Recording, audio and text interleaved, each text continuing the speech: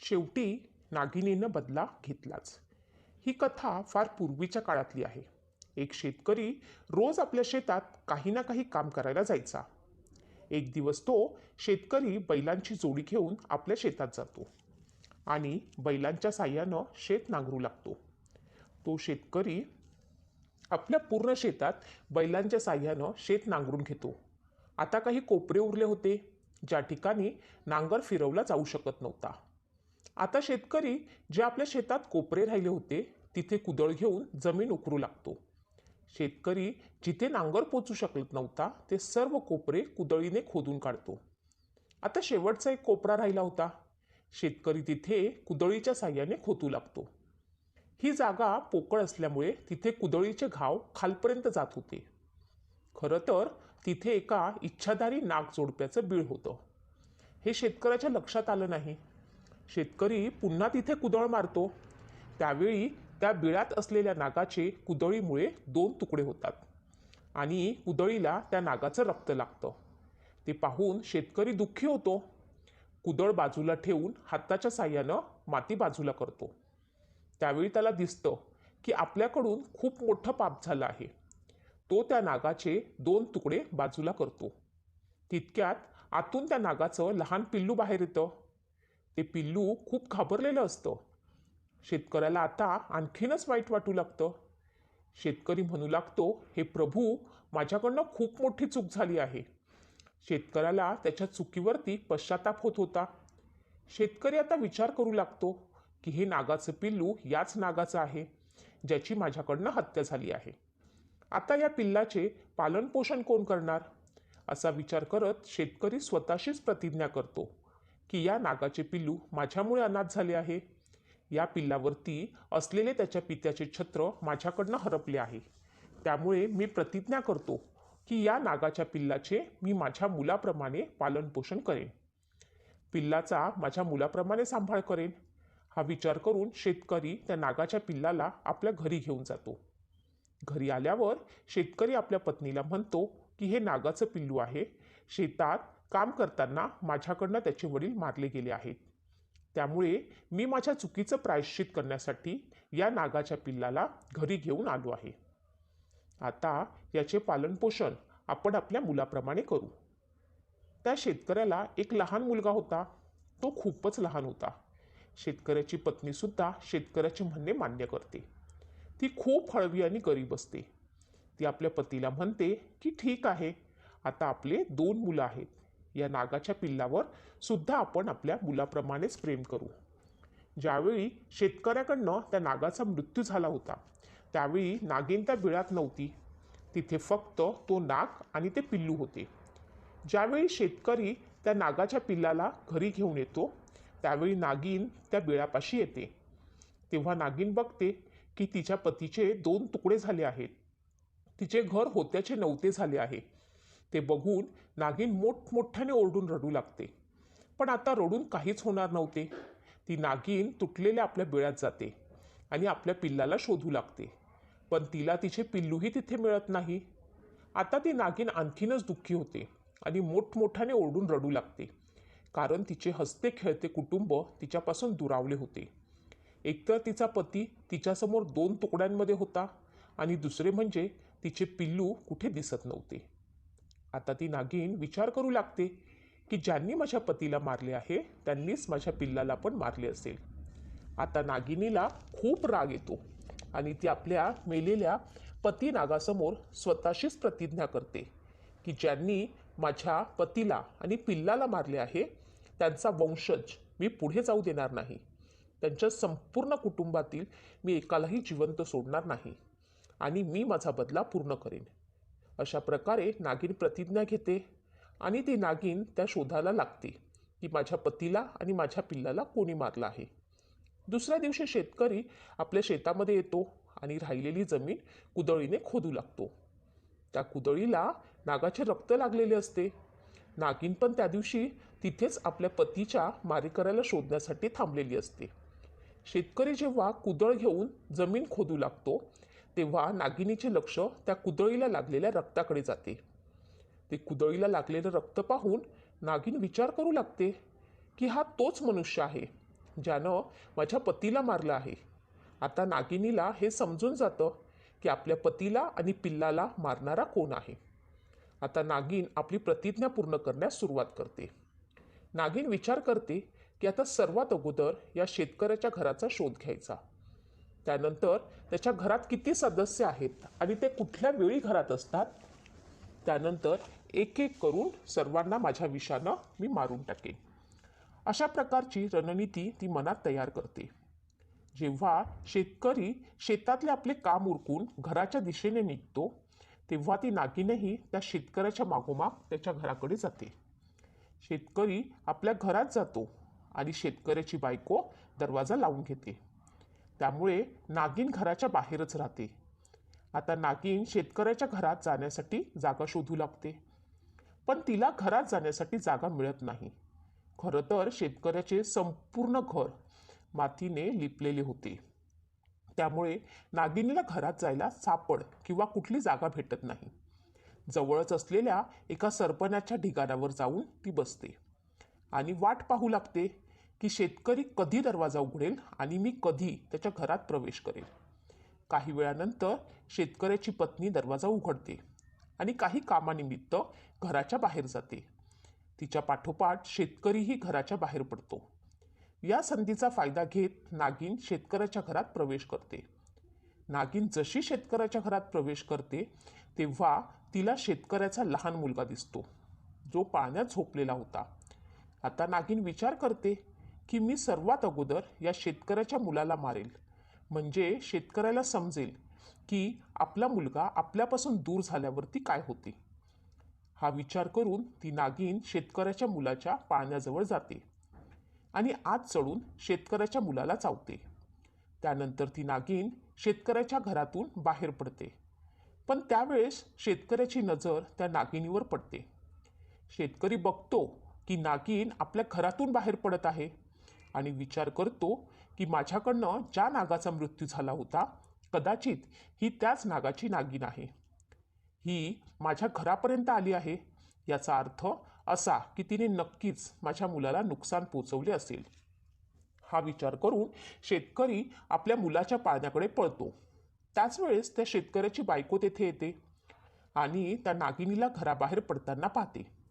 शेतकऱ्याची पत्नी पण विचार करू लागते की या नागिनीने नक्कीच आपल्या मुलाला काहीतरी नुकसान पोचवले असेल. या विचाराने शेतकऱ्याची बायको सुद्धा आपल्या मुलाच्या पाळण्याकडे धावत जाते. पाळण्यापाशी गेल्यावर दोघांनाही समजतं की त्यांच्या मुलाला नागिन चावली आहे. ते बघून दोघे पती पत्नी मोठमोठ्याने ओरडू रडू लागतात. आपल्या मुलाला घेऊन पळू लागतात. ते विचार करतात की वैद्याकडनं त्याच्यावरती उपचार करू, पण रात्रीची वेळ असल्यामुळे वैद्य भेटत नाही. काही वेळाने शेतकऱ्याच्या मुलाच्या अंगात त्या नागिनीचे विष पसरते आणि शरीर काळे निळे पडायला सुरुवात होते. त्याच्या तोंडातून फेस येऊ लागतो. हळूहळू तडफडून शेतकऱ्याच्या मुलाचा मृत्यू होतो.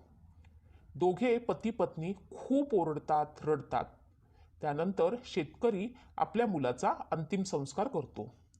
आपल्या हृदयावरती दगड ठेवून विचार करू लागतो की असे वाटत आहे नागिनीचा बदला पूर्ण झाला आहे. तिने तिच्या पतीच्या बदल्यात माझ्या मुलाचा जीव घेतला आहे. त्यामुळे नागिनीचा बदला आता पूर्ण झाला आहे.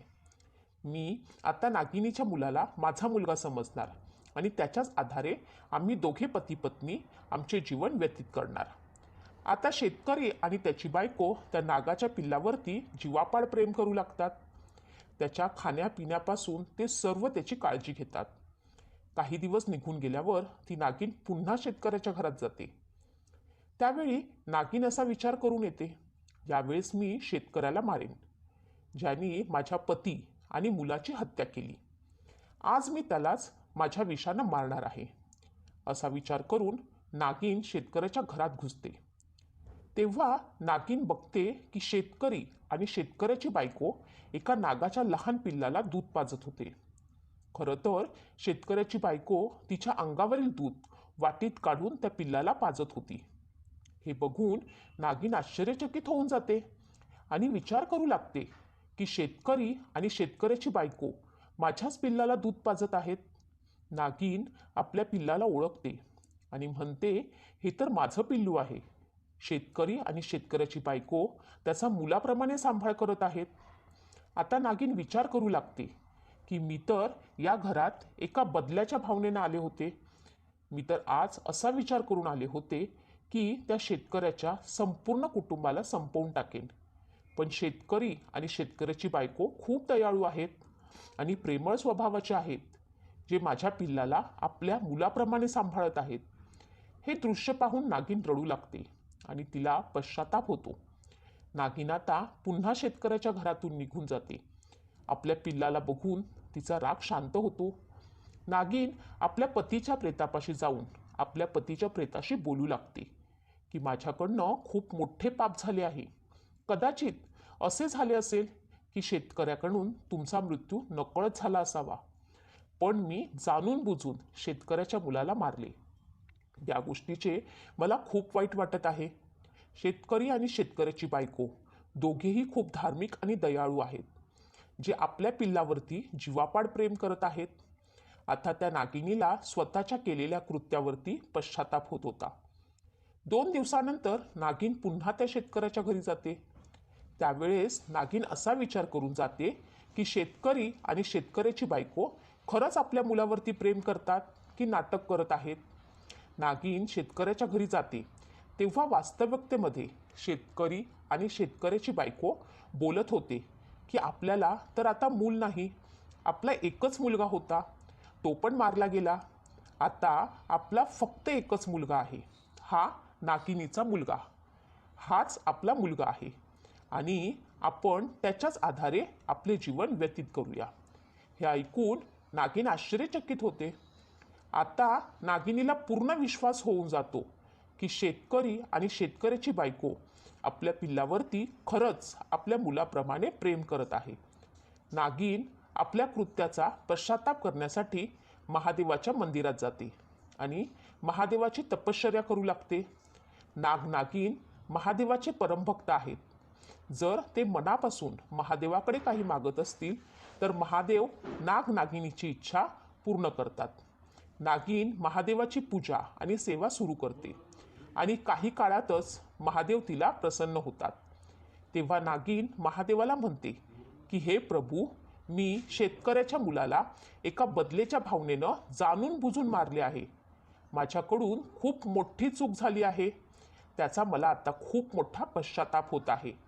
त्यामुळे आता मला असं वाटतं की तुमच्या आशीर्वादामुळे त्या शेतकऱ्याच्या घरात पुन्हा पुत्रप्राप्ती व्हावी. त्या नागिनीचे म्हणणे महादेव मान्य करतात आणि तथास्तु म्हणून गायब होतात. काही दिवसांनंतर एक ब्राह्मण आणि त्याची बायको आपल्या मुलाला घेऊन जीवाच्या आकांतानं पळत असतात आणि त्या शेतकऱ्याच्या घरापाशी येऊन थांबतात आणि त्या शेतकऱ्याला म्हणतात की आमच्या मागे काही डाकू लागले आहेत, जे आम्हाला आणि आमच्या मुलाला मारून टाकतील. त्यामुळे आम्हाला असं वाटतं की आमच्या मुलाचे प्राण वाचावे. तुम्ही आमच्या मुलाला तुमच्याकडे ठेवा. असे म्हणून ब्राह्मण आणि त्याची बायको त्याच्या मुलाला शेतकऱ्याच्या बायकोच्या कडेवर देतात आणि तिथून निघून जातात. शेतकरी आणि शेतकऱ्याची बायको ब्राह्मणाच्या मुलाला कडेवर घेऊन घरात जातात. दुसऱ्या दिवशी जेव्हा शेतकरी आपल्या शेतात जातो तेव्हा त्याला दिसते की ब्राह्मण आणि त्याची बायको मरून पडले आहेत. ते बघून शेतकरी खूप दुःखी होऊन जातो. तो विचार करू लागतो की ज्या ब्राह्मणानं आम्हाला त्यांचा मुलगा दिला ते दोघे येथे मरून पडले आहेत. हे बघून शेतकरी खूप दुःखी होतो. तो शेतकरी त्या ब्राह्मण आणि त्याच्या बायकोचे अंतिम संस्कार करतो. त्यानंतर शेतकरी आणि शेतकऱ्याची बायको त्या मुलाचे पालनपोषण करतात. त्याला आपलाच मुलगा मानतात. एक दिवस नागिन पुन्हा शेतकऱ्याच्या घरी येते. तेव्हा शेतकरी आपल्या दोन्ही मुलांना खाऊ घालत होता, म्हणजेच नागिनीच्या पिल्लाला आणि ब्राह्मणाच्या मुलाला शेतकरी खाऊ घालत होता. ते बघून नागिन एका महिलेचे रूप धारण करते आणि शेतकऱ्याजवळ जाते. शेतकऱ्याला म्हणते की मी तुला एक वस्तू द्यायला आली आहे. ती वस्तू तू सांभाळून ठेव. ही वस्तू नेहमी तुझ्या घरात राहू दे. ती तू चुकूनही कुणाला देऊ नकोस. ती नागिन शेतकऱ्याला आपला नागमणी देते. नागमणी दिल्यानंतर नागिन पुन्हा महिलेच्या रूपातून आपल्या मूळ रूपात येते. आता शेतकरी समजून जातो की तीच नागिन आहे. ती नागिन आपल्या पिल्लाच्या अंगावरनं इकडून तिकडून फिरते, म्हणजे एका प्रकारे ती आपल्या पिल्लाला गोंजारत होती. त्यानंतर ती शेतकऱ्याला म्हणते की माझ्या पिल्लाला नेहमी व्यवस्थित चांगला सांभाळ कर, त्याची काळजी घे, पण त्याच्यावरती पूर्ण विश्वास ठेवू नकोस, कारण आमची ही अशी प्रजाती आहे जिला दृष्ट आणि विषारी म्हणून मोजली जाते.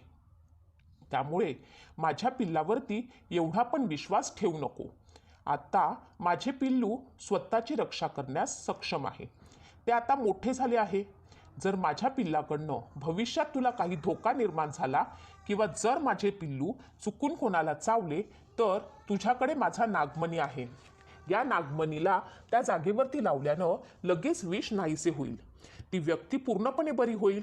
एवढे बोलून नागिन शेतकऱ्याच्या घरातून बाहेर पडते आणि आपल्या पतीपाशी येऊन स्वतःचे प्राण त्याग करते. त्यानंतर काही दिवसांनी शेतकरी जेव्हा शेतात जातो तेव्हा त्याला तिथे दिसते की त्या नागिनीने आपल्या पतीजवळच आपले प्राण सोडले आहे. हे पाहून शेतकरी खूप दुःखी होतो आणि त्याच्यावरती अंतिम संस्कार करतो. आता शेतकरी ब्राह्मणाच्या मुलावर आणि नागाच्या पिल्लावरती जीवापाड प्रेम करतो, त्यांचा आपल्या मुलाप्रमाणे सांभाळ करतो. काही दिवसानंतर नागाचे ते पिल्लू मोठे होते. तो भगवान महादेवाची भक्ती करतो आणि त्यालाही एक नागमणी प्राप्त होतो. आता तो नाग मानवाचे रूप धारण करून शेतकऱ्याचा मुलगा म्हणून शेतकऱ्याच्या घरात राहत होता. त्या शेतकऱ्याच्या घरात अन्नधान्यासोबत कशाचीच कमतरता नव्हती. अशा प्रकारे त्यांचे जीवन व्यतीत होऊ लागले. अशाच नवनवीन कथा ऐकण्यासाठी तुम्ही माझ्या चॅनलला लाईक, सबस्क्राईब आणि शेअर नक्की करा. धन्यवाद.